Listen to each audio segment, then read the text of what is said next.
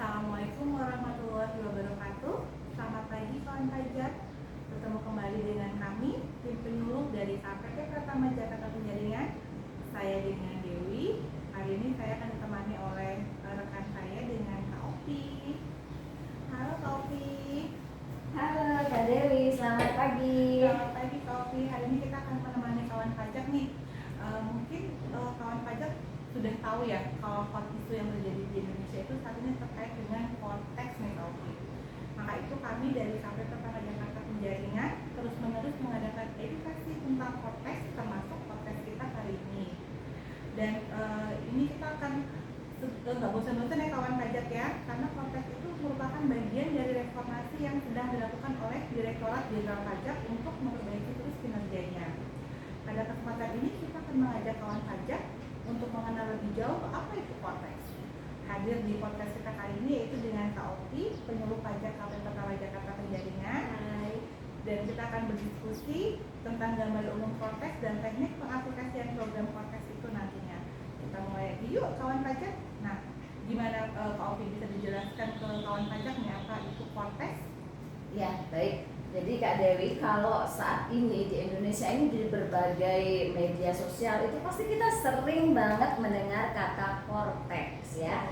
Karena memang Direktorat Jenderal Pajak sedang dengan masifnya mensosialisasikan konteks. Nah, apa sih konteks ini? Tentu saja jangan bosan-bosan ya kawan pajak. Nah, konteks merupakan sistem administrasi layanan Direktorat Jenderal Pajak yang memberikan kemudahan bagi wajib pajak ya. Jadi sistem ini memang dirancang untuk mengedepankan fungsionalitas agar mudah diakses oleh semua wajib pajak yang memang mempunyai kapasitas perangkat yang beragam, Kak Dewi gitu.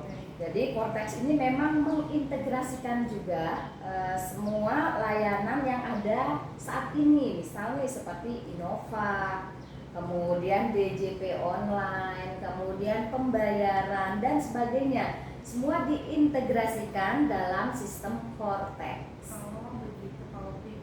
Jadi sebenarnya itu mungkin bagian dari tujuan dan manfaatnya Kak Opi ya, dari macam-macam banyak layanan aplikasi itu dijadikan satu di sistem konteks itu. Coba mungkin lebih dijelaskan lebih lanjut mungkin tentang tujuan dan manfaatnya itu.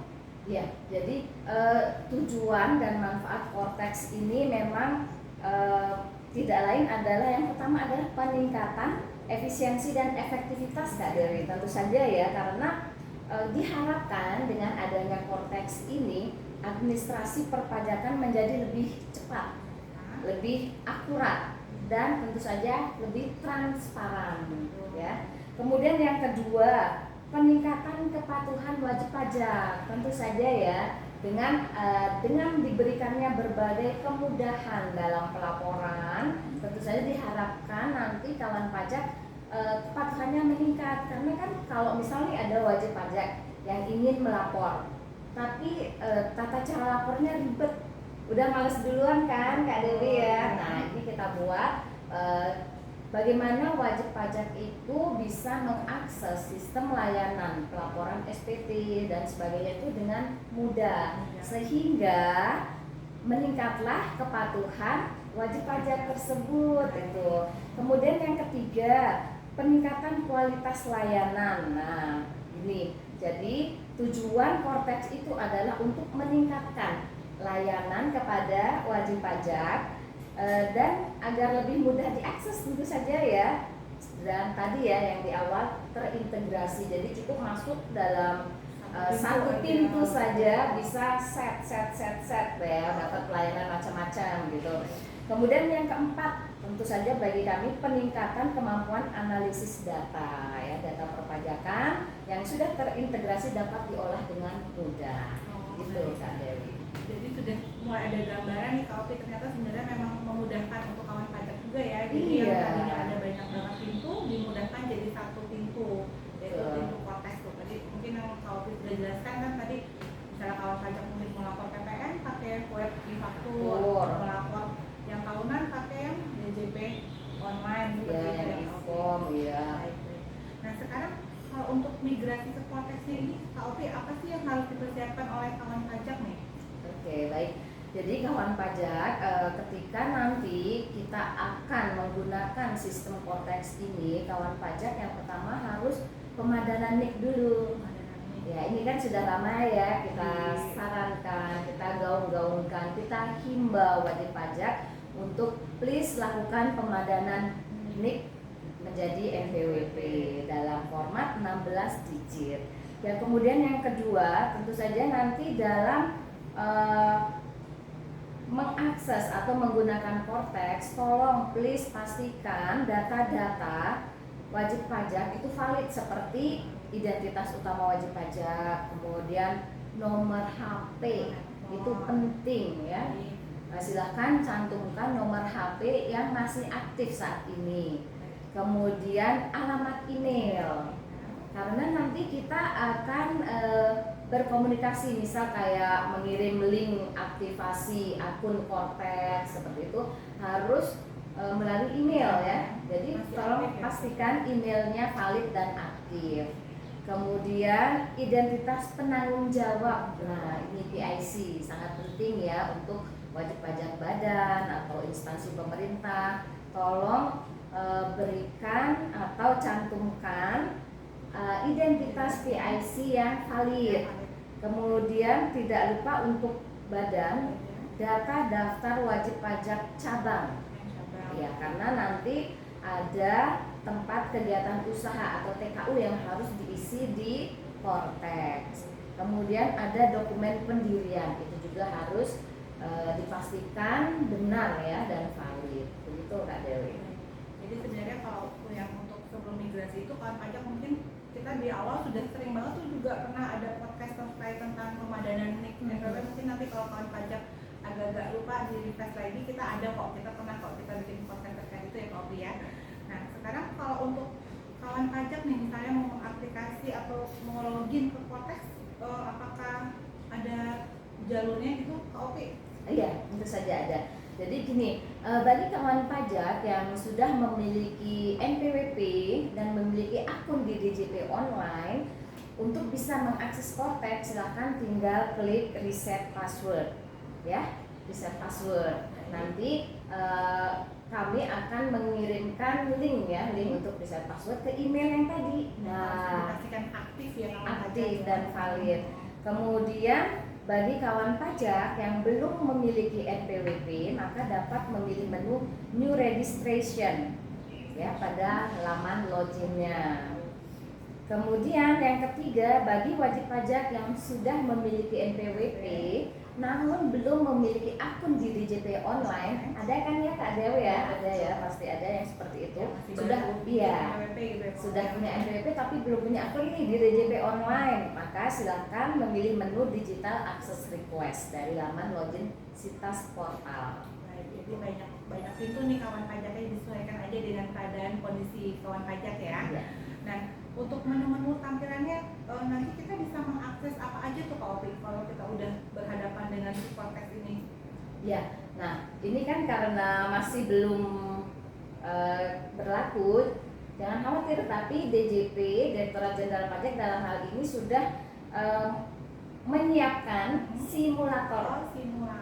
Iya, simulator di DJP online. Silakan nanti kawan pajak bisa kalau kawan pajak buka DJP online masing-masing, di situ ada simulator kanan Cortex ya, pojok kanan, betul sekali Kak Dewi udah lihat berarti. Nanti di situ silakan tinggal login aja ke akun DJP online masing-masing, kemudian masukkan NPWP atau NIK, kemudian password, captcha, login. Nanti ada icon pendaftaran simulator Cortex. Silahkan daftar di situ. Nah, setelah mengisi form pendaftaran, isi kolom-kolom yang diminta, maka kawan pajak akan mendapatkan email. Ya, email berisi username dan password serta link untuk login ke laman Cortex. Nah, sekali lagi email. Maka kawan pajak harus pastikan emailnya masih aktif dan valid ya. Betul, karena kita ingatkan. Komunikasi dengan sistemnya itu akan diberikan ke email kawan pajak itu. Betul. Ya, itu setelah nanti mendapat user dan password, silahkan login ke aplikasi simulator Cortex ini dan kawan pajak mempelajari atau praktek secara langsung di situ, bisa seakan-akan menggunakan akun Cortex masing-masing, walaupun masih given, masih dummy ya, masih dummy data-data di situ, tapi bisa untuk praktek. Jadi kawan pajak nggak terlalu asing banget gitu ya kalau dia udah latihan dulu, oh seperti ini nanti tampilan bayangan tentang Cortex gitu. Makanya oleh DJP diberikan simulator Cortex biar kawan pajak bisa belajar dulu nih di rumah gitu kan. Iya, paling enggak kawan pajak ada gambaran umum dulu, oh seperti ini Cortex, oh seperti ini dari simulator tersebut. Baik, oke. Nah, nanti kalau misalnya Cortex itu kita kawan pajak udah berhasil buka nih, kira-kira kawan pajak itu akan menemukan apa aja tuh di simulator Cortex itu, Kopi? Ya, jadi banyak menu-menu ya yang tentu saja helpful bagi kawan pajak ya, seperti ada menu My Portal ya. Di situ menu yang berkaitan dengan profil wajib pajak serta perubahan data. Kemudian yang kedua ada e-tax invoice. Ini adalah pembuatan faktur pajak bagi pengusaha kena pajak. Nah, sudah masuk, sudah include. Kalau sekarang kan terpisah ya. Kemudian e-Bupot. Di situ merupakan menu pembuatan bukti potong bagi pemotong atau pemungut PPh. Kemudian ada tax return. Tax return ini merupakan menu pelaporan SPT. Nah, ini segala macam SPT Kak Dewi udah terangkum di menu ini. Badan seperti itu ya, Masa tahunan ya di tax return. Kemudian payment, pembayaran ya, menu yang berkaitan dengan pembayaran pajak. Kemudian ada lagi yang baru di sini, My General Ledger ya, buku besar wajib pajak. Nah, di situ memuat rangkuman atau histori transaksi wajib pajak. Ini adalah hal yang baru nih. Kemudian ada taxpayer services ya, tempat wajib pajak meminta atau mengajukan berbagai permohonan. Itu. Baik. Oh, berarti banyak juga ya nanti kawan pajak bisa lihat-lihat kalau udah berhasil masuk ke simulator Cortex itu, Kopi ya. Nanti kawan pajak bisa lihat tadi yang sudah disebutkan oleh Kopi, ada My Portal, ada e-tax invoice, itu berarti untuk PPN ya, Kopi ya. Oh, baik. Nah, sekarang nih Kopi misalnya nih ada kawan pajak mau lapor SPT tahunan, kan berarti udah mau bulan Maret nih, biasanya kawan pajak kan orang pribadi terakhir kan 31 Maret tuh. Apakah ada perbedaan lapor yang dari kita dahulu kawan pajak menggunakan akun DJP online dan menggunakan laporan dengan akun Cortex nih, Kopi? Iya, tentu saja nanti kawan pajak untuk tahun pajak 2025 ya mulai menggunakan laporan Cortex. Kalau untuk tahun pajak 2024 masih menggunakan sistem yang ada saat ini ya. Jadi kalau kita lihat nih di DJP online cara pembuatan laporan SPT tahunan seperti biasa, masuk dulu ke DJP online, kemudian pilih menu lapor, kemudian silahkan pilih jenis SPT-nya. Kemudian pasti akan muncul tuh beberapa pertanyaan kalau untuk topik ya. Kemudian kita akan misalnya untuk orang pribadi kita akan menginput bukti potong jika bukti potong tersebut belum tergenerate ke SPT. Biasanya kalau orang pribadi ada juga tuh yang apakah akan menggunakan data ini gitu. Nah, kalau ada silakan klik ya. Tapi kalau tidak akan menginput secara manual data-data yang ada di bukti potong. Nah, kita lihat perbedaannya di Cortex ya. Kalau di Cortex nanti setelah login, kemudian pilih tax return tadi ya. Kemudian kita create tax return, pilih jenis SPT dan masukkan data, kemudian kirim. Nah, kalau untuk orang pribadi Kak Deo, misalkan pemberi kerja sudah membuat bukti potong, maka akan auto masuk ke data Cortex si karyawan atau pegawai tersebut. Iya. Jadi tidak perlu menginput satu-satu. Itu salah satu kemudahan yang ada dalam Cortex terkait pelaporan SPT tahunan orang pribadi. Gitu. Berarti memang nantinya akan memudahkan sekali ya Kopi ya untuk kawan pajak ya, untuk lapor-lapor. Jadi udah nggak perlu capek-capek nih kawan pajak nanti ngerekam bukti potong, karena udah dari pemberi kerjanya yang input otomatis akan muncul di Cortexnya si karyawannya, seperti itu ya. Betul. Kopi ya. Nah, sekarang kalau untuk pembayaran apakah nanti akan ada perbedaan yang signifikan juga Kopi kalau di Cortex ini? Iya. Sistem pembayaran? Ya, jadi kita lihat kalau pembayaran saat ini ya dengan menggunakan kita akan membuat kode billing, biasanya kode billing untuk satu jenis pajak atau satu ketetapan. Nah, kedepannya kode billing itu dapat dibuat sekaligus untuk beberapa jenis pajak atau masa pajak atau ketetapan pajak. Jadi nanti cukup dengan melakukan pembayaran dengan kode akun pajak dan kode jenis setoran 411618 100. Itu adalah deposit istilahnya. Menarik sekali kawan pajak. Ini adalah hal yang baru juga. Sebelumnya kan saat ini kita tidak mengenal apa itu deposit pajak. Nah, nanti di Cortex itu akan ada namanya deposit pajak. Jadi enak Kak Dewi, misalnya untuk sepanjang tahun 2025 nih kita akan deposit pajak di awal di 1 Januari 2025 misalnya, atau duluan gitu ya. betul, kita cadangkan nih. Kita buat dulu kode billing 411618 dengan kode jenis setoran 100 di Cortex tersebut, masukkan uang 1M misal. Nah, uang 1M itu nanti dapat kita gunakan untuk berbagai jenis pajak, pembayaran pajak ya. Mau itu untuk PPN, mau untuk PPH, pokoknya semua pakai kode billing yang tadi deposit. Jadi kayak udah semacam punya GoPay mungkin ya. Iya, betul. Jadi udah dikasih duluan, tapi tinggal mau bayar yang mana dulu nih gitu. Di wallet. Jadi misalnya kita sudah punya deposit 1M nih. Kemudian pada masa pajak Februari 2025 ada pembayaran PPh pasal 23. Nah, jadi kalau di Cortex ini Kak Dewi ya, begitu kita selesai meng-create konsep SPT, nanti pasti kita akan diarahkan ke Pay and Submit. Bayar dan lapor. Jadi begitu terbayar itu sudah sekalian dianggap lapor. Nah, Pay and Submit ini akan diarahkan ke kedua opsi. Yang pertama, jika masih ada saldo di deposit pajak, akan diarahkan ke deposit pajak tadi. Tapi jika tidak ada saldo, baru diarahkan ke pembuatan kode billing. Keren banget. Keren, enak. Jadi kawan pajak udah nggak usah risau lagi. Mungkin kekhawatiran sekarang kan kayak denda terlambat bayar nih. Berarti kan kalau ini udah dianggap nggak mungkin telat bayar lagi kalau betul, ya. ini Karena kan bayarnya kan sudah di awal tahun nih, dianggap sudah duluan ngisi tabungan itu ya Kak Opi ya, tabungan untuk pembayaran pajak kawan pajak ya. Betul, ini adalah salah satu antisipasi ya, menghindari denda keterlambatan bayar. Jadi ketika tadi kita mendeposit di awal Januari, maka tanggal pembayaran akan ikut di tanggal awal tadi. Memberikan deposit pajak. Iya, betul. Menarik sekali Kak Opi. Nah, sekarang terkait hal yang lain nih Kak Opi, misalnya terkait konfirmasi data nih. Kan mungkin kawan pajak sering banget sih dapat surat cinta nih dari teman-teman AR berupa SP2DK, mungkin juga kawan pajak dapat surat cinta dari teman-teman di seksi penagihan terkait STP.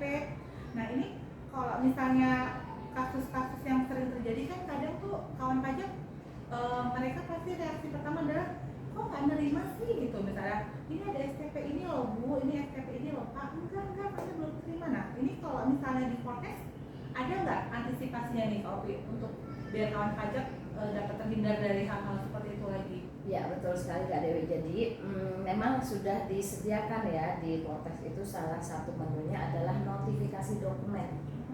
Nah, nanti kalau kawan pajak lihat itu di simulator ada icon lonceng. Baik. Jadi ketika nanti misalnya contoh saja AR mengirim SP2DK, membuat SP2DK, langsung akan muncul tuh di notifikasi lonceng, twing gitu, ada surat cinta nih. Nah, jadi kawan pajak langsung bisa mengklik lonceng tersebut, maka akan terlihat apa saja surat yang kami kirim untuk kawan pajak di situ. Jadi tidak ada lagi pengiriman secara manual pakai pos seperti itu Kak Opi ya. Jadi mungkin kawan pajak jadi lebih tenang nih, karena kan semua yang kawan pajak mungkin selama ini khawatir nih, nggak pernah nerima STP kok gitu. Ternyata sebenarnya kita kirim, tapi mungkin di perjalanan entah itu kawan pajak alamat yang mungkin sudah diupdate tapi belum lapor ke kita gitu ya Kak Opi ya. Jadi kalau untuk di Cortex ini semua insya Allah sudah by system. Sudah by system ya Kak Opi ya, sudah muncul langsung di Cortexnya kawan pajak seperti itu ya. Jadi di apa tadi namanya Kak Opi? Notification Ya, di bagian dokumen. dokumen baik. Nah ini kan kita rencananya Cortex ini akan diimplementasikan dan di launching di Januari 2025 seperti yang sudah kita sebutkan di awal nih ke kawan pajak nih. Nah, upaya-upaya dari Direktur Jenderal Pajak untuk mengenalkan kepada kawan pajak dan masyarakat udah apa aja nih Kak Opi?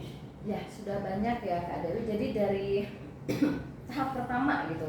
Tahap pertama dulu di minggu kedua Agustus 2024 sampai dengan September 2024 DJP sudah mengundang 200 wajib pajak, memang secara bertahap. Kami edukasi, kami berikan pemaparan dan sekaligus praktek, ya. Kemudian yang tahap kedua pada Oktober sampai dengan pekan keempat Desember 2024 dilakukan dengan cara wajib pajak melakukan pendaftaran ya, riset dulu, kemudian kami undang, kemudian sama kita berikan pemaparan dan kita lakukan praktek terkait menu-menu yang ada di Cortex. Selain itu juga kita juga melakukan ini ya, edukasi online, kemudian infografis di medsos kita sebar, kemudian ada juga teman-teman DJP yang lain melakukan siaran radio, podcast, IG live dan sebagainya ya. Itu tidak lain hanya untuk mengedukasi ya, menyebarluaskan kepada wajib pajak bahwa tata cara Cortex atau sistem perpajakan yang baru akan segera di launching dan beginilah tata caranya, kita menginformasikan gitu. Mungkin kawan pajak yang terdaftar di KPP Penjaringan sudah sering malah mungkin sudah ada yang pernah ikut kelas pajak kita tahu ya. Kita kemarin mengadakan beberapa kali di aula kita ya, di aula lantai 7, dan kawan pajak juga alhamdulillah sudah banyak yang ikut berperan serta juga ya. Dan memang terkait dengan sosialisasi Cortex ini memang sudah masif sekali ya Kak Opi ya. Jadi nanti mudah-mudahan nantinya masyarakat akan sudah siap dan mengerti betul tentang aplikasi Cortex yang akan di-launching di Januari 2025. Amin. Nah, sekarang kalau misalnya kawan pajak masih ada yang masih penasaran nih, masih mau konsultasi lagi terkait tentang Cortex ini, gimana nih Kak Opi? Iya, masih bisa. Info-info terkait Cortex itu banyak sekali. Salah satunya bisa diakses di web kami di www.pajak.go.id. Banyak sekali di situ FAQ terkait Cortex ya. Selain itu juga kawan pajak bisa menghubungi Krim Pajak di 1500-200 ya. Bisa bertanya all about Cortex di situ. Kemudian medsos resmi kami ya, bisa di Ditjen Pajak RI di X, di platform X. Kemudian bisa juga lihat mampir di IG kami, kemudian YouTube dan sebagainya. Jadi kawan pajak kalau usah khawatir kalau misalnya masih penasaran bisa mampir ke laman-laman resmi, tapi tentu saja Kak Opi ya.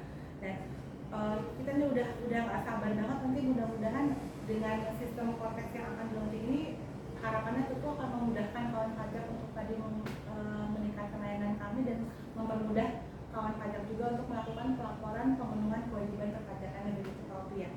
Dan mungkin Kak Opi ada lagi pesan-pesan yang mau ditambahkan sebelum kita tutup podcast kita di kali ini? Baik, jadi kawan pajak, mari kita bersiap-siap untuk mengaplikasikan Cortex ini dengan please jangan lupa validasi NIK. Kemudian di awal tadi kami mengingatkan mohon agar data-data terkait profil berupa email, kemudian nomor handphone, identitas itu wajib dicantumkan yang valid ya, data-data yang valid dan masih aktif ya. Itu aja sih persiapan kawan pajak yang awal untuk mengimplementasikan Cortex ini.